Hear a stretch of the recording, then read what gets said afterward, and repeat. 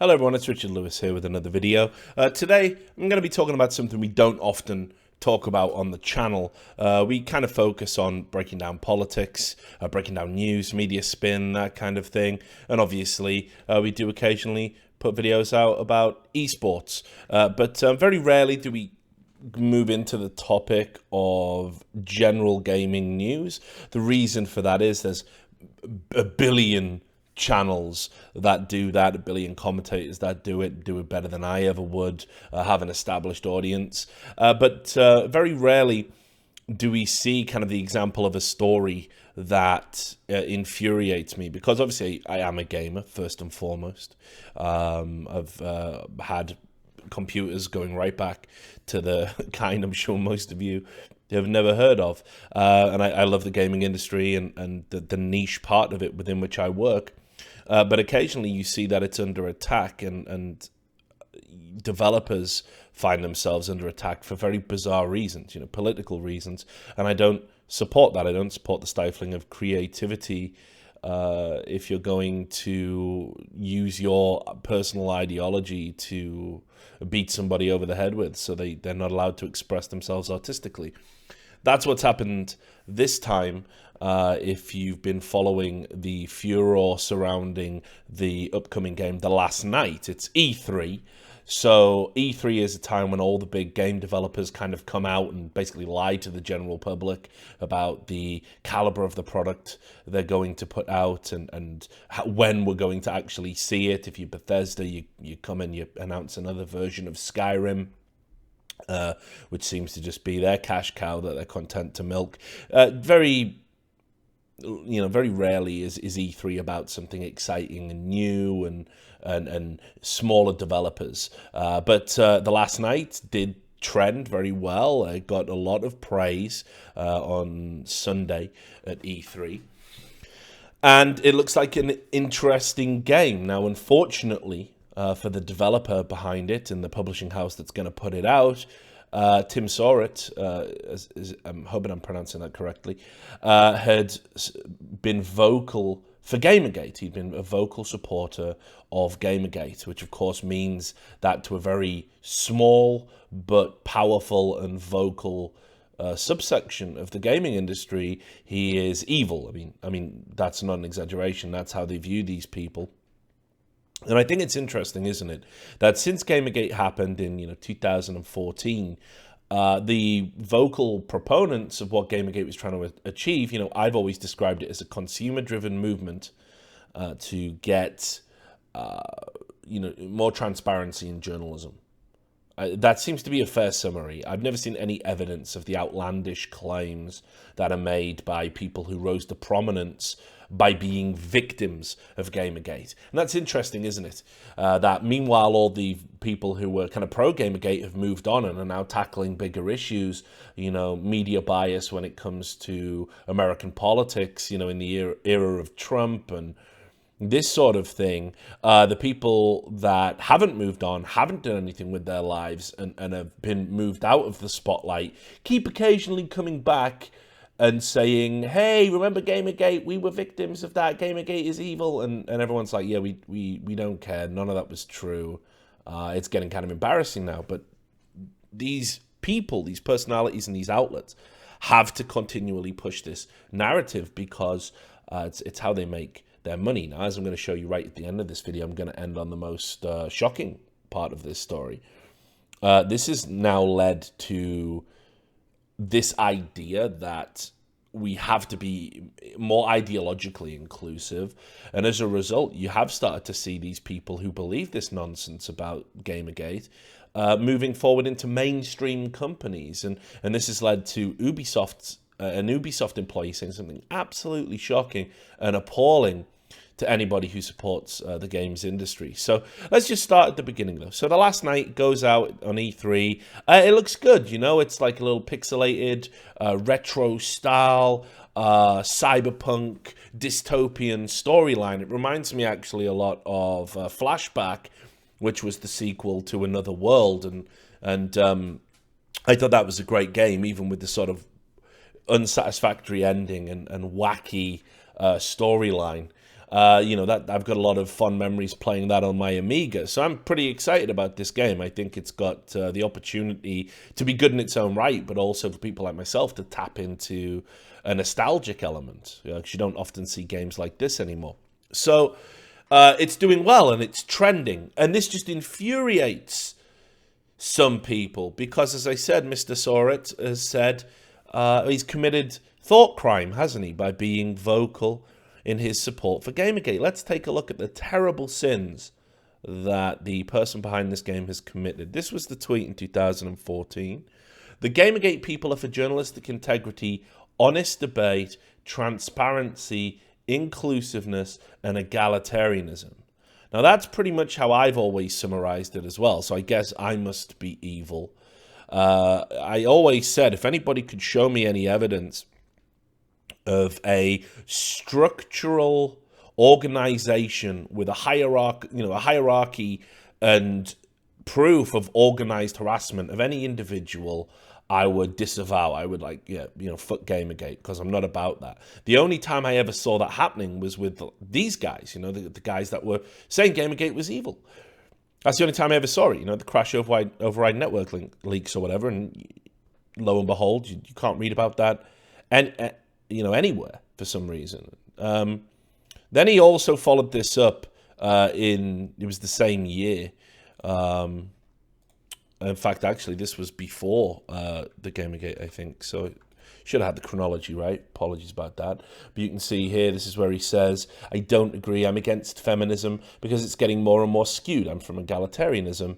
I don't care, boy, girl, or alien. Now, this is the viewpoint of a lot of people. I wouldn't say he's on a fucking lonely island by himself, practicing cannibalism and other atrocities for saying this. This is what a lot of people believe. I got to be honest, I don't like third wave intersectional feminism. I don't like it. I think it's divisive. I think it's misandry dressed up in a more palatable academic form.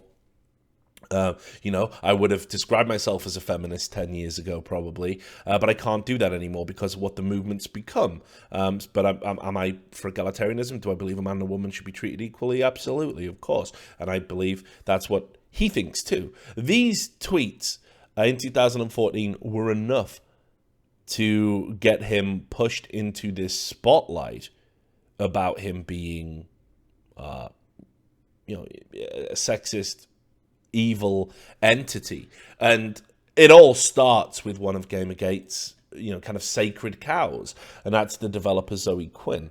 Now, Zoe Quinn, for those of you who don't know, she describes herself as a developer. I don't know why we apply that tag to her. She made a Twine-esque game called Depression Quest, which I think it's a noble goal to sort of create an adventure that isn't about adventure, but is in fact about overcoming everyday problems. And I've got sympathies towards depression. I've been diagnosed with depression myself and had it treated, and I believe overcome it.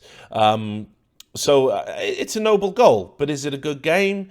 No, it's not. And because she was of an ideological bent, very similar to some new wave games reviewers, games bloggers, she did probably receive a disproportionate amount of favourable coverage for what the game actually was, which that shit happens. This is the cronyism that Gamergate sought to eliminate, but it's not the most evil thing in the world, I think it's fair to say that. Where it started becoming a bit more murky was where there was potential allegations of non-disclosed conflicts of interest, trading of sexual favours, for reviews and this kind of thing. And obviously, when those questions do come up, I think people are right to be critical about it. Maybe some individuals did indeed go too far. I've said this before, and I'll say it again. I don't care about the sexual aspect of it. What people want to do with their bodies as consenting adults, it really doesn't interest me at all. I find it a bit puritanical to be, oh my God, she cheated on somebody. I don't care about that. What I will say is that if there is any conflict of interest due to these relationships, they need to be disclosed. Now, Zoe Quinn has achieved this sainthood among victims. And as a result, she labors under the delusion that she's actually important. The only people who give her this importance and give her this prominence are her little group of allies who unfortunately just happen to have access to some sizable games publications. I think everybody else in the industry, everybody who's logical and rational, realizes she's quite a small fish that has, puffed herself up by pretending to be a victim and has made herself appear way more influential than she actually is. I mean, as I said, she doesn't have a great resume when it comes to games development, and she seems to spend her time attacking people on Twitter, on one of her Twitters at least, and people seem to come out of the woodwork and rally to this fictitious cause. So let's be clear. You've seen the tweets, and you can see here, this is what she had to say about Mr. Soret as a result of his views in 2014.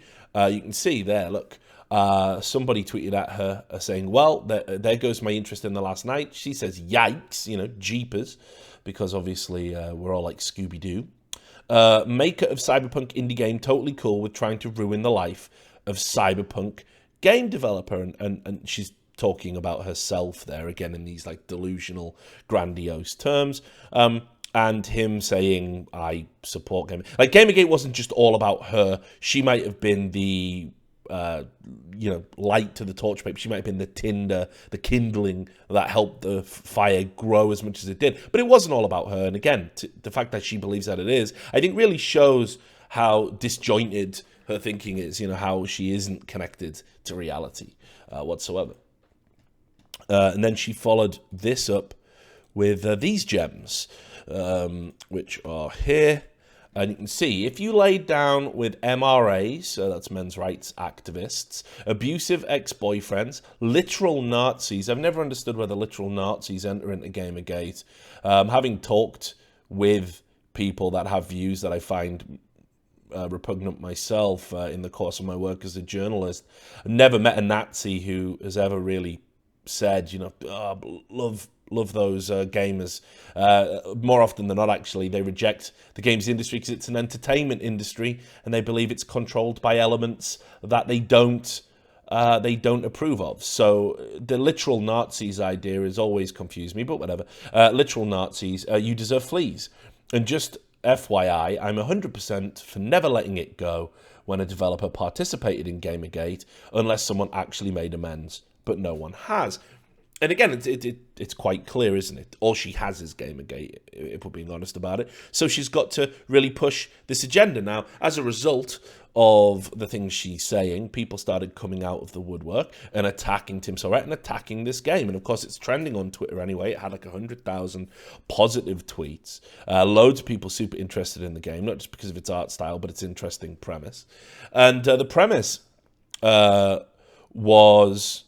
again, another thing that kind of sparked everybody off, again, way back at the time when Gamergate was kind of at its height, he said, did Mr. Soret, that he wanted to create a cyberpunk world in which modern feminism won. By that he means the kind of the third wave intersectional feminism I'm sure we're all familiar with, over egalitarianism. And he said, I find it interesting to show the danger of extreme progressivism. Sorry, can't speak. I need a drink, actually. In the background of the game, the characters and the story finally will have another take on the cyberpunk oppression. Instead of Big Brother 1984, HAL, big companies, what if the surveillance, bullying, marginalization won't come from governments, but from the internet? So this is another view, another outlook of a dystopian society, and it's not a million miles away from Bradbury's vision, Orwell's vision. I don't see what's so controversial about wanting to explore what if this ideology that is aggressively trying to push itself as being the mainstream way we think, what happens if that is successful? And this is what it looks like. And games are an art medium, aren't they? So we can explore that in any art medium. It could have been a play, could have been a novel, could have been a short story, could have been a poem, it could have been a TV show, whatever. But it isn't. He's made a game about it, and I don't see why people are quick to condemn it and say, well, that should be off the table. It's art, it's fiction. But this is what I mean. These people attack art in the name of progressivism, which, see, I said it properly that time. So, as a result of that, people start sort of slithering out of their lairs, and they've got things to say about it. So, here was one example as a result to this being highlighted. You can see here, again, you'll be prepared for nonsense. Regarding the last night, the most shocking part isn't that the dev is pro-GG, it's the premise of the game itself, and there it is. You can see where modern feminism won instead of egalitarianism. It's a dystopia where feminism has won and basic income robs people of their creativity. It's fucked up on so many levels. And let's be clear, there's room for a dystopian feminist society, especially when you look at white feminism. Of course, lousy white people and their ridiculous ways can't even do feminism properly. But a world where people wouldn't have to fear they won't be able to pay their rent as a dystopia? Seriously?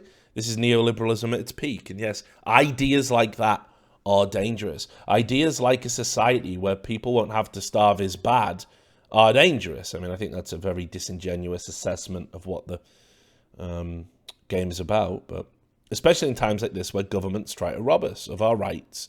Do you know what's happening in France with Macron? I won't talk about it in length, I'd imagine because you're not mentally equipped to do so, but it's terrifying. So yeah, the fact Sora is a Gamergater isn't the worst thing about this story. His game is. Let's just condemn the game before we play the game. I mean, we've seen a 2-minute teaser trailer. And if you're one of the peeps saying you shouldn't boycott his game because of his political views, read this. And again, I'm not going to get into that. Okay, let's get into it. Reminder apropos of nothing. Vocally choosing not to support someone's work because you dislike what they stand for is free speech. And good. Being able to choose what you do or don't buy is an important consumer right. Absolutely. And being able to say this is also one. So, just saying hypothetically if there's a game you don't want to support because you dislike the creator, go you. I don't disagree with that, really. I think people who are saying the boycott is in itself morally objectionable definitely don't support products you don't advocate for. What I dislike is what comes next, and that's when people leverage their positions and leverage their relationships to needlessly attack an individual and try and use consumer rights to take away their livelihood, their right to be creative. I don't like that. There's one thing for saying, I'm not going to buy this game, so maybe you shouldn't as well, to, I'm not going to buy this game, I'm going to reach out to all of my friends in my little secret cult and get them to write numerous hit pieces about this individual. And you're going to see just how far this goes. So there was that. Then we had, there was somebody called Lisa Schaefer that came out. She operates under the Twitter handle Silver Soap. This is like, it just shows the pettiness of these people. And here it is. So she come out and said, I interacted with the last night's dev 2 years ago about this article. She wrote an article about Nathan's t-shirt with the rolled up sleeves or something, and Tim saw it, said it was sad clickbait. Well, I mean, again, that's his opinion. I mean, you're saying his game shouldn't be bought because he's a Gamergater. He said your article shouldn't be read because it's sad clickbait. I mean, there's so many layers of hypocrisy, it's hard to pick them all apart, isn't it? Anyway, she says, I'll let you find this tweet and read what followed. As a person new to the industry, professionally, I didn't know what to do or how to react. Well, here's how adults react to criticism. You can either read it and think they've got a point and assimilate that feedback, or you can ignore it and be a fucking grown-up. I mean, you just, whatever floats your boat. I watch notifications update, people tweeting nonsense at me. I didn't know what to do. Oh my God, call the police. I thought that maybe this industry didn't want me. Oh no, boo-hoo. He might have changed, I have no idea, I don't know him personally, but he's not the only one in the FR industry. Many FR devs still have little education about Gamergate. I mean, it's all that we fucking talked about in the game's blogosphere and even on major publications for a year. So I'm pretty sure everyone is educated on it. When they do, it's often from secondary sources, deformatted, misinformed, lost in translation. I already tweeted about this a while ago. There's a clear divide between English-speaking FR devs and non-English-speaking FR devs. And then I have no conclusion aside from wishing you a good day and drink water. Good call. And then, of course, she retweets the tweet that I just read to you, which is that, the game is shocking and evil. So this is no coincidence. I mean, these people look up to Zoe Quinn as some sort of, messiah-like figure. She died on the cross of Gamergate for all of our sins, for all women in the industry. I mean, it's an absurd position, but it's what they believe. And obviously, we know Zoe Quinn as well has private Twitter accounts that she uses to actually stir these people up. This is why very often you'll see these coordinated attempts, like we did with the original, Game Journo Pros email list, isn't it? When these hit pieces come out, they often come out in quick succession of each other to make it look like there is a consensus across the industry. There isn't a consensus across the industry. There's a consensus among these people that just so happen to have the access, the means, and they all talk to each other. So we know from past examples of this, she uses her private Twitter accounts to get her allies to, tweet things and write pieces and this kind of thing. And this is clearly what's going on here. I mean, that and just the general hive mind element of, the fact that this is, the anti-Gamergate cult, right? So imagine my surprise when Polygon, who, do you remember when Polygon used to write articles about games and review games? I don't know if you guys can remember that far back. It certainly was a while ago. But yeah, that's what they used to do. Now, Ben Kuchera, who seems to literally be this close to a permanent and irreparable mental breakdown, has kind of just turned the publication into be nothing more than writing about why a game succeeds or fails in progressive politics, or hit pieces against people who don't necessarily agree with progressive politics. That's all Polygon produces now. And I'm very perplexed because I know there's no market in that. Maybe it's good for a Patreon. It's not so good for a publication that has to satisfy sponsors, because the majority of people don't want to read this shit. And when you're relying on business models with like click-through ads and everything, you're effectively running your publication into the ground by agreeing to do that. And that's fine. I await the day in a year or two when Polygon announces it's shutting its doors. I think that'll be a great day for gaming, not because of what Polygon used to be, but because of what it is now. But naturally, they had to write a hit piece about this as well. And it's so predictable at this point, the pattern.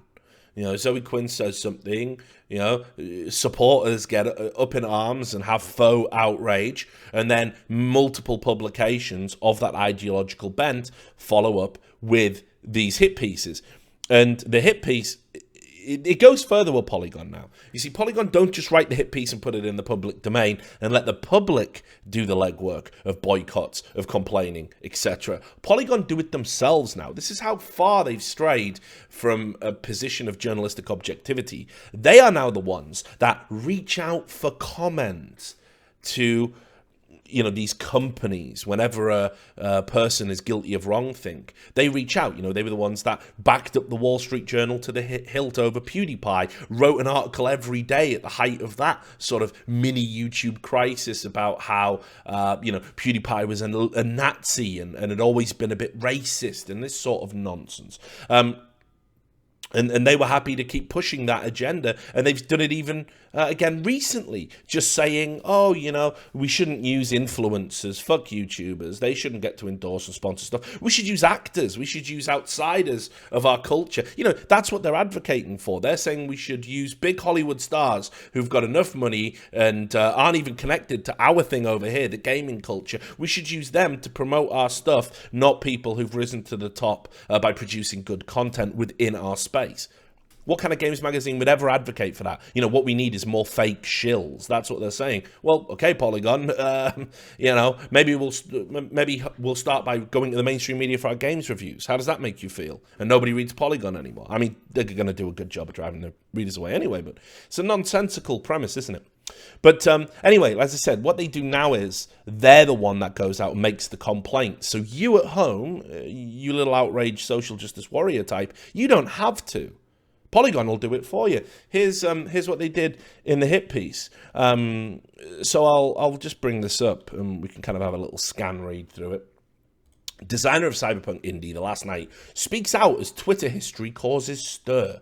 Tweets about Gamergate and feminism rile up social media. So, I mean, that sounds fairly unbiased, from a headline perspective. Repeats the tweets that we said there. It even brings up the fact that he said Bill Nye's new Netflix show was about injecting identity politics under the cover of science. It's not going to end well. Well, spoiler, that's exactly what they did, and it was fucking garbage. I still wake up shivering about I get images of my sex junk. Like, come on. It was a fucking disaster, wasn't it? And, you're meant to be a show about science, and you've got a, 3-minute comedic monologue about how white people shouldn't engage in cultural appropriation, and you're trying to link it to alternative medicine. The show is a joke. It's not fit for purpose. And again, I guess I'm evil for saying it, but that's just the rational conclusion anybody would reach, I think. So anyway, so he's committed all of these sins. And we'll get to his apology, but this is what I find incredible. They reached out to last night's publisher about the tweets. And what they mean there is, they haven't simply reached out for comment. Let's be clear what Polygon have done here. They've been like, well, just in case nobody has complained or made it through to Raw Fury, we'll do it. And you can tell from the answer that Raw Fury gives that this is exactly what Polygon did. We at Raw Fury believe in equality. Did I miss a fucking meeting? Did I miss a meeting? Okay, like egalitarianism. Did I miss? Am I fucked up? Am I ill? Like, do I not know what that means? Is that not about equality? Is that not the very premise of egalitarianism? I must be wrong. I'm sorry. I thought I had a handle on what the word means. You can get your Inigo Montoyas out now, and I obviously don't, because why are they even bringing up equality? Why is that even a thing? Anyway, we believe in equality, believe in feminism, and believe everyone has a right and chance at the equal pursuit of happiness. Again, I'm not sure Tim Sorrett was really saying anything other than that, just that he didn't believe in kind of modern feminism. We would not be working with him at all if we believed they were against these principles in any aspect. The comments Tim made in 2014 are certainly surprising and don't fit the person we know. And we hope that everyone reading this who knows us at Raw Fury on a personal and professional level knows that we wouldn't tolerate working with someone who portrays the caricature of Tim going around on the internet right now. Again, he's not done or said anything wrong or outrageous. This is like Bizarro World. You're having to disavow somebody for saying something that I would argue the vast majority of people believe. Certainly in this industry. The wording of his statements towards feminism in 2014 was poor. Wasn't. And his buying into Gamergate as a movement on the notion that represented gamers against journalists was naive. No, that is exactly what it was. But in the same year, he also cheered the rise of women in gaming. It's almost as if he wasn't a sexist. In a similar situation as the one happening now, folks on the Idle Thumbs forums found questionable tweets, and Tim took it upon himself to address them. What came from that was a dialogue where different viewpoints were considered and debated in a purposeful way. And there's a link to it there. And you can see here, side note, debating Anita Sarkeesian's effort toward highlighting sexism in the games industry is touchy. Yeah, how dare we say that she is a fucking hack, a liar, who just and somebody that was happy to defraud her core audience for as long as she could reasonably get away with it. How dare people say these things, which are demonstrably true. And though Tim's post back then was naive, we felt that he wasn't being malicious like so many others have been to Anita in the past. So we share all of this with the hope people can see that firsthand. We understand that no matter what, there will be people who will not look at Tim the same again, and we respect that too. We respect your closed-mindedness. A lot can change in 3 years, including viewpoints, and Tim has assured us that The Last Night does not spout a message steeped in regressive stances. We trust Tim and know that he is an advocate for progression both in and outside of our industry, and we hope that this will be apparent moving forward. Now, what a terrible statement that is, and what a terrible precedent that is. And I feel real sorry now for Tim Sorrett, because he's in an awful position. Sounds like he's had to go cap in hand and apologize to the people that are going to publish his game, because we all know people will cut off their nose to spite their face in the name of social justice. They'll take you know, like the JonTron issue, let's just remove his voice work from a game. You know, a very ordinary, unremarkable game. Let's actually hamper our own sales potential because he said some shit we disagree with. And, you know, yeah, I disagree with it. I don't think it necessarily informs his voice work in a computer game, though. But that's the nature of this particular beast. So he's probably had to go, cap in hand, apologise. And now I'm in the awkward position of I want to support him and his views, but I don't want to support that company, because what they're effectively saying is mob mentality works, everybody. Definitely point out when somebody says something you don't like to us, and we'll come out and tell you how right you are for doing that. And also we'll try and tell you why, you know, he's actually okay and cool, because he does all this other stuff you don't see. You don't need to justify the views that he has. It doesn't need to be apologized for. So very, very upsetting, but I guess overall, I suppose my stance will still be to support the game, despite that, in the hope that Tim Sorrett can go somewhere else or make some fuck you money a la Notch, and then spend his time actually pointing out these truths without fear of reprisals. So yeah, so disappointing. As it said in the article, Tim did offer by way of an apology. You know, just 3 tweets, which I'll just show now before we move on to what I consider the truly shocking part of just how far this nonsense goes. So he's had to apologize, per se. I guess is one. I mean, you can judge if this is an apology. Controversy time, that's fine. Let's talk about it because it's important. 1, I completely stand for equality and inclusiveness. At least he didn't have to say feminism. 2, in no way is The Last Night a game against feminism or any form of equality. A lot of things changed for me these last years, and that's disappointing, isn't it? Because what you've effectively said there is that the core premise of the game has now changed, and it probably hasn't, but it was probably quite subtle in the game writing, so you can get away with saying that now. And it is kind of a shame that you've got to say, well, actually, yeah, we can't explore this. We can't explore what would happen if radical feminism did win. What would happen? You know, it's a sad day. 3, the fictional setting of the game does challenge techno-social progress as a whole, but certainly not trying to promote regressive ideas. So, you know, he's been put into his place, which is a real shame. But I guess at this crucial moment, he understands the power that can happen if you get hit with non-stop hit pieces. It could negatively impact on the sales of your game. It won't. Spoiler. Go look at what happened to Hatred, a terrible game, simply because people tried to ban it and suppress it. I imagine this controversy will do you a lot of favours, and I hope that highlighting it contributes to that, because, like I say, I want people who have an artistic vision that's completely harmless and benign, honestly, to be able to express that artistic vision without being bullied out of it, which appears to be what's happening here. Now, just to give you an idea, as I did say I was going to end on this shocking tweet. I'm sure you all know Ubisoft. You know, I got to be honest, I used to have a lot of time for Ubisoft way back when. They don't seem to be quite the company that they used to be. I don't really like the games I've sort of anymore. I find them a little bit generic now. Let me just bring this up.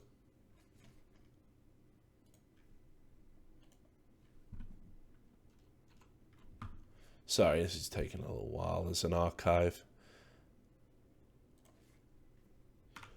Here we go. Right, so Ubisoft, you know, they're a big developer. Think about what Ubisoft stands for as a company. Do you remember how all of a sudden there came this point in time where we had to be online to play games, you know, pushing that DRM movement to fight piracy?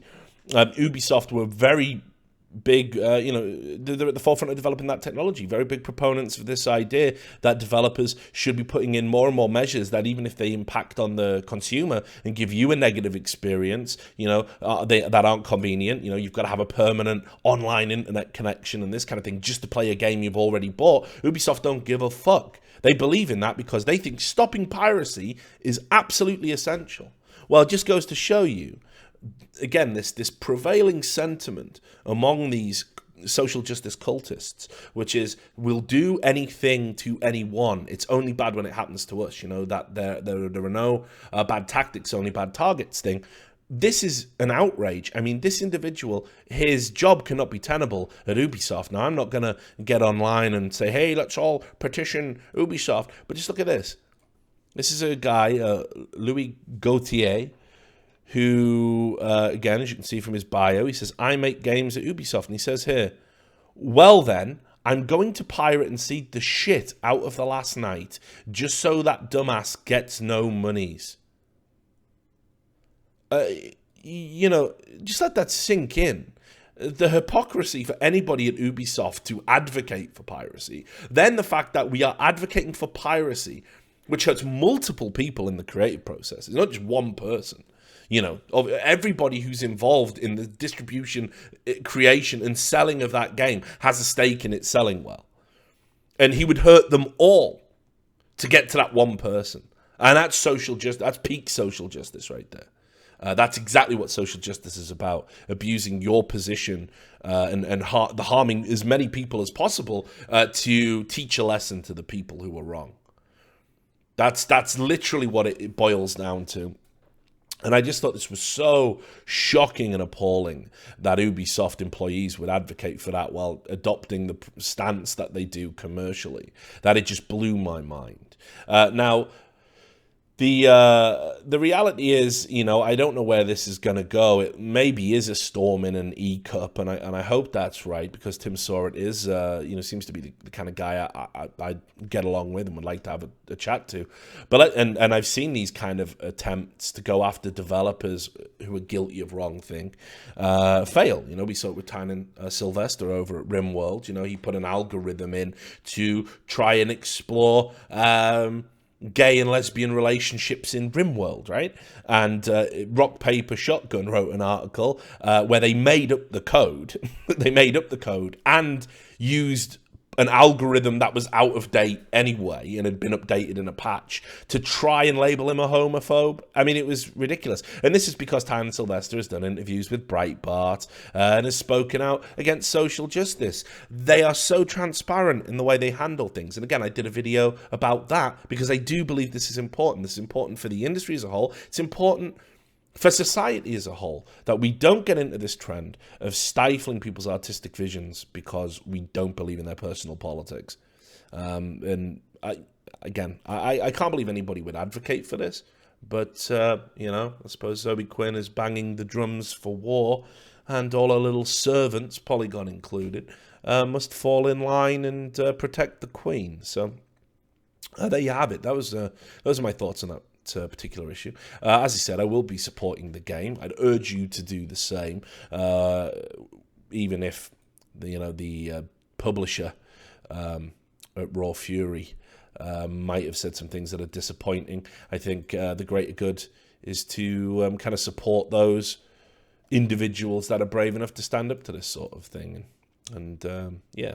So anyway, thanks a lot for watching. I hope this video was entertaining and informative. And like, comment, subscribe, all of that stuff. Leave a comment down below and let me know what you think. And no doubt I will see you on the next video. You take care.